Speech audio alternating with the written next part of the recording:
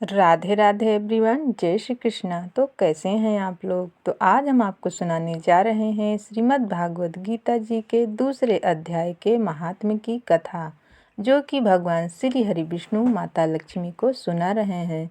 इसे सुनने मात्र से हमारी सभी मनोकामनाएं पूर्ण होती हैं और माता लक्ष्मी तथा भगवान श्री हरि विष्णु की कृपा दृष्टि प्राप्त होती है। तो आइए इस कथा को सुनते हैं। श्री नारायण जी कहते हैं, हे लक्ष्मी, दक्षिण देश के इंद्रपुर नामक नगर में विष्णु नामक सेठ एक साधु की सेवा किया करता था। वह एक दिन साधु से बोला, मुझे नारायण जी को पाने का उपदेश दीजिए। बहुत दिन बीतने पर वहाँ एक बालक ब्रह्मचारी आया।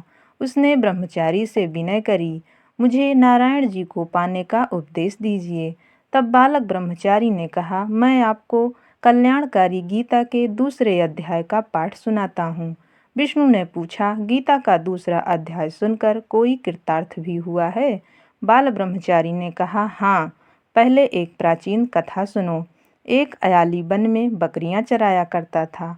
एक दिन वह बकरियां लेकर घर को वापस आ रहा था कि रास्ते में उसे एक सिंह बैठा दिखाई दिया। सबसे आगे वाली बकरी को देखकर सिंह डरकर भाग गया। अयाली आश्चर्य के मारे वहां खड़ा रह गया। मैं भी वहां पर मौजूद था। अयाली ने पूछा कि वह सिंह बकरी से डरकर क्यों भाग रहा है। मैंने कहा, वह बकरी पिछले जन्म में डायन थी और यह सिंह उसका फंदक था। एक दिन बकरी डायन ने फंदक को खा लिया। वही फंदक मरकर यह सिंह बना और वह डायन बकरी बनी। सिंह को पिछला जन्म याद था।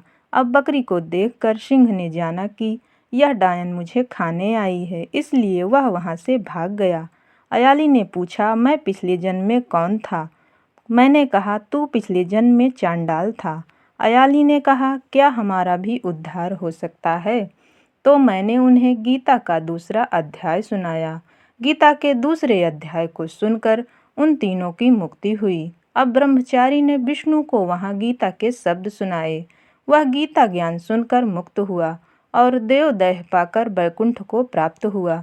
श्री नारायण जी बोले, हे लक्ष्मी, श्री गीता जी के श्रवण करने मात्र से जीव मुक्त हो जाते हैं और पाठ का फल भी अधिक है।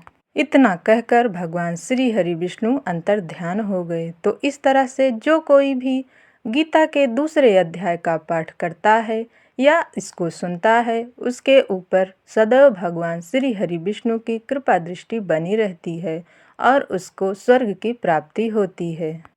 हे भगवान श्री हरि विष्णु, जो भी गीता जी के दूसरे अध्याय का पाठ करे तथा उसके महात्म्य की कथा सुने, उसके सभी मनोकामनाओं को पूर्ण करना और उसके ऊपर अपनी कृपा दृष्टि सदैव बनाए रखना।